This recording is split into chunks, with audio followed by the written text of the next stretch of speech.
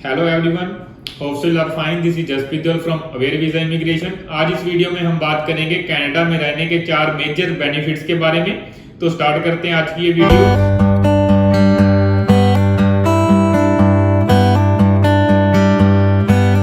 सबसे पहला main benefit ये है कि कनाडा में परमानेंट रेजिडेंसी लेना सबसे इजी है।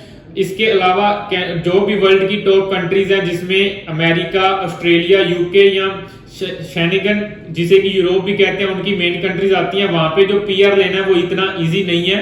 हर किसी की लाइफ में किसी ना किसी कंट्री की पीआर लेना बहुत जरूरी है, क्योंकि अगर आप किसी भी कंट्री में टेम्परेरी रेजिडेंट वीजे पे हो तो वहां की कंट्री आपको किसी भी वक्त आपकी जो बोर्न कंट्री है वहां पे वापस भेज सकती है, या फिर कोई भी नया रूल उस कंट्री में आ सकता है जिसके कारण आपको अपनी बोर्न कंट्री में वापस जाना पड़ता है। अगर आप किसी भी कंट्री में पीआर नहीं हो देन आप वहां पे अपना जो फ्यूचर प्लान है वो नहीं बनाओगे। फॉर एग्जांपल जो भी वर्कर्स दुबई में रह रहे हैं उनको पता है कि वहां पे उनको पीआर नहीं मिलेगी, जिसकी वजह से मोस्टली ये देखा जाता है कि वो वर्कर्स वहां पे अपना घर नहीं लेते या फिर फर्दर वहां पे इन्वेस्टमेंट नहीं करते, क्योंकि उनको पता है कि किसी भी वक्त उनकी जो कंट्री है उनको वापस बोर्न कंट्री में जाने का आदेश दे सकती है। इसी वजह से जब आप कनाडा में इजी पीआर ले लेते हैं तो आप अपना जो स्कोप है वो कनाडा में देखते हैं, और आपको पता होता है कि आपने जो अपनी सारी लाइफ है वो कनाडा में ही रहना है, जिसकी वजह से आपको इस बात का डर नहीं रहता कि कभी भी कंट्री से निकाला जा सकता है। काफी बार ये भी देखा गया जिन कंट्रीज में पर्संस को पीआर नहीं मिलती उनके जो बाकी फैमिली मेंबर्स होते हैं वो इंडिया में रह रहे होते हैं, जिनकी वजह से वो फैमिली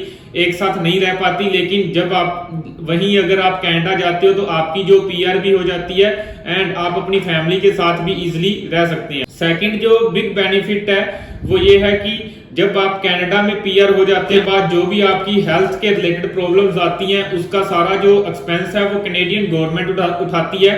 ये भी एक बहुत बड़ा एस्पेक्ट है। इसके अलावा जब आप कहीं पे भी पीआर नहीं हो तो वहां की जो कंट्री है वो आपको इस तरह की सुविधा उपलब्ध नहीं करवाती। जब आप कनाडा में पीआर हो जाते हैं तो ये भी बेनिफिट आपको मिलता है।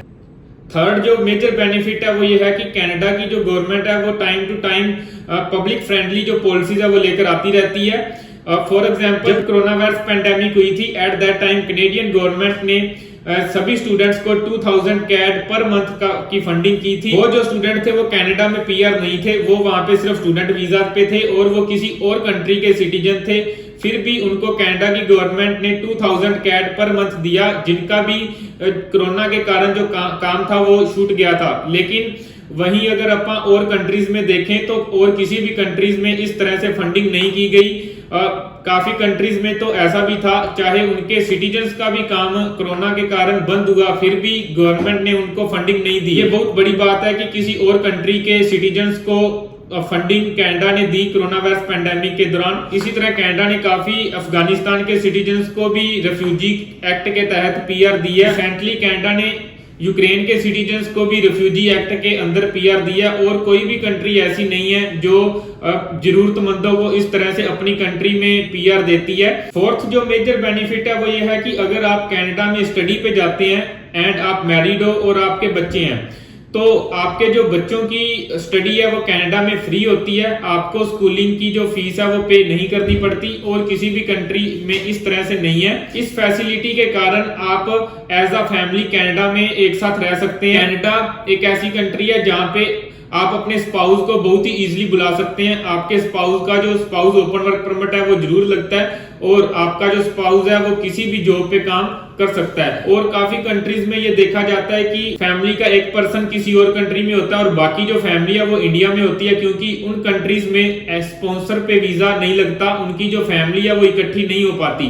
तो कनाडा में बहुत ही अच्छी पॉलिसी है। चिल्ड्रन की जो स्कूलिंग है वो फ्री ऑफ कॉस्ट है, और साथ ही साथ हर कोई अपने स्पाउस को बहुत ही इजीली कनाडा में बुला सकता है। कनाडा में एज अ फैमिली हर कोई इकट्ठा रह सकता है। ऐसा नहीं है कि कोई एक पर्सन कनाडा है और उसके जो बाकी फैमिली मेंबर्स हैं वो इंडिया है।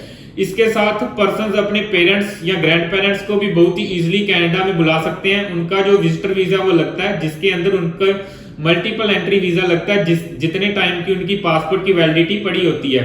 तो एज अ फैमिली अगर इकट्ठा किसी ने रहना है तो कनाडा बहुत ही अच्छी कंट्री है। इसी तरह की यूजफुल इंफॉर्मेशन के लिए आप हमारा यूट्यूब का चैनल सब्सक्राइब कर सकते हैं। Thanks a lot.